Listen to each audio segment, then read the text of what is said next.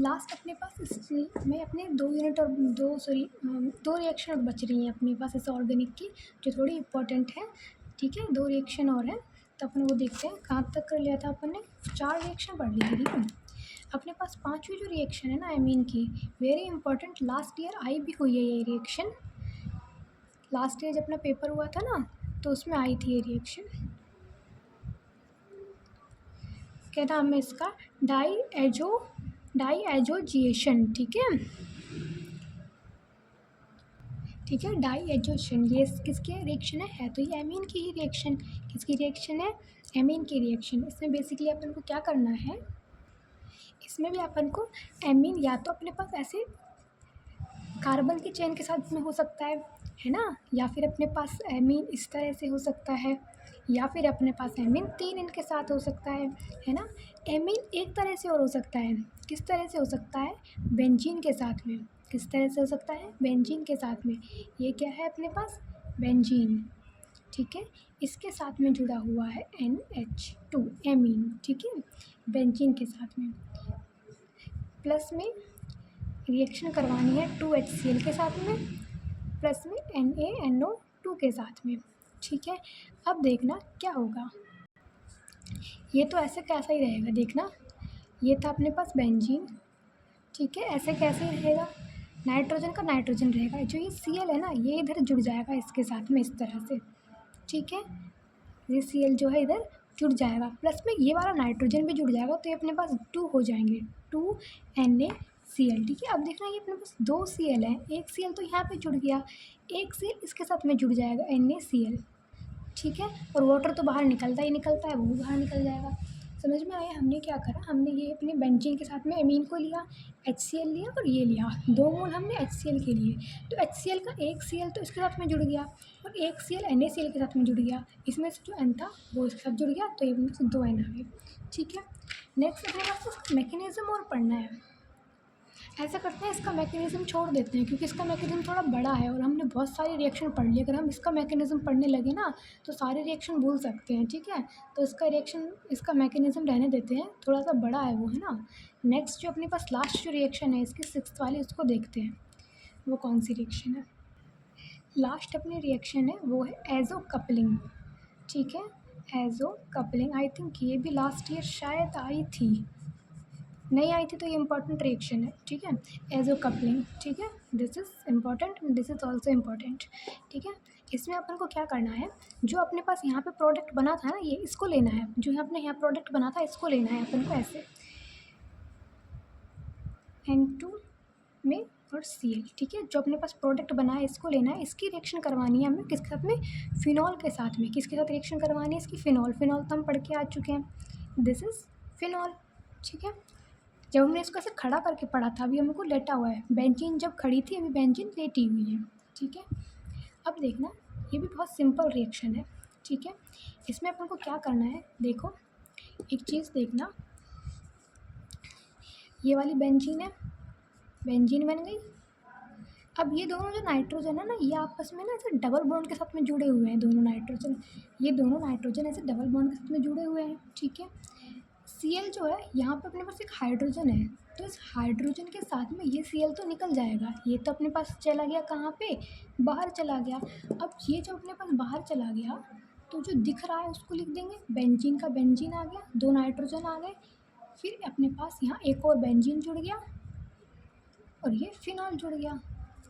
ठीक है, कुछ नहीं करना अपन को एक तो ये लेना है, जो अपने पास ऊपर बना था ना, ये वाला लेना है, एक हमको फिनॉल लेना है। ठीक है, जो ऊपर बना था ये और फिनॉल, इन दोनों को आपस में एक बॉन्ड के थ्रू जोड़ देना है, ये जोड़ दिया।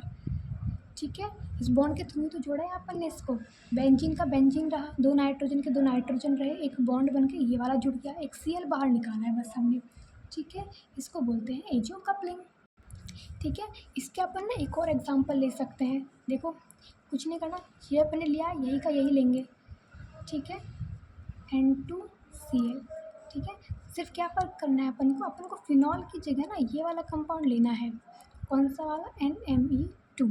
ठीक है, आगे कुछ नहीं करना, इधर फिनॉल था तो हमने OH जोड़ रखा था, अभी फिनॉल नहीं है, ये है तो ये जोड़ देंगे, वही का वही बन जाएगा।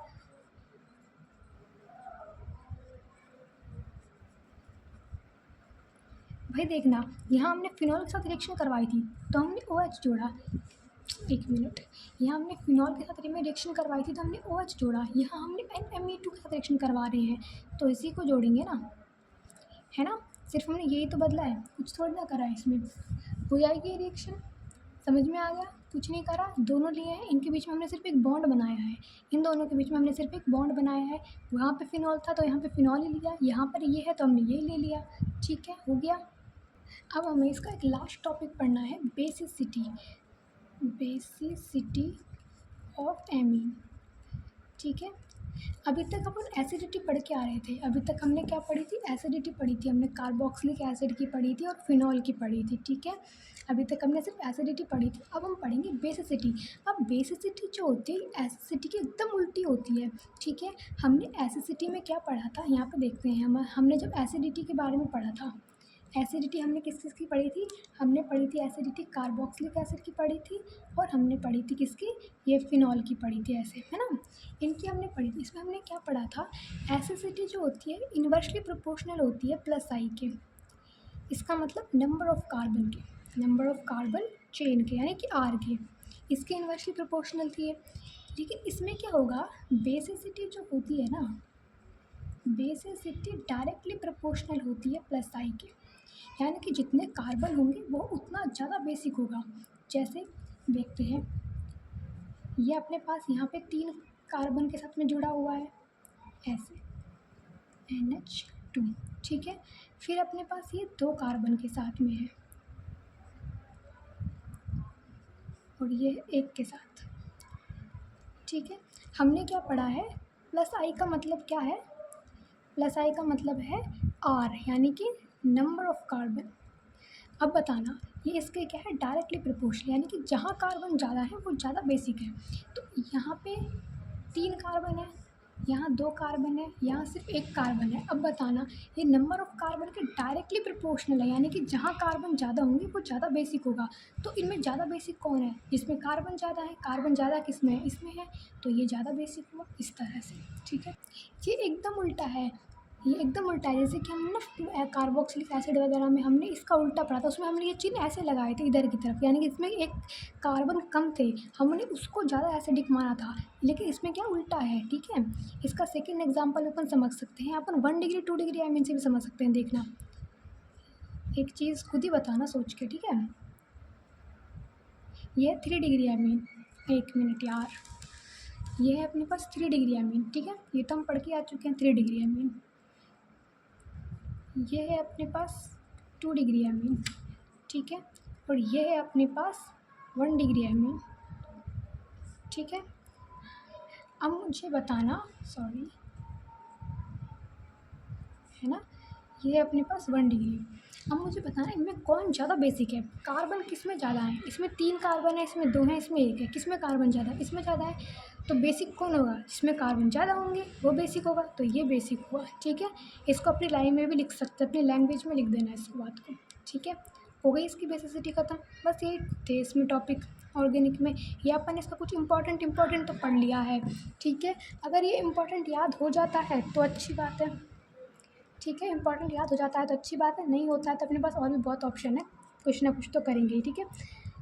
अगर इंपॉर्टेंट याद हो जाए, है ना, तब भी अपन को कुछ करना है, इंपॉर्टेंट याद नहीं हो जब भी अपन को कुछ करना है, ठीक है, ओके।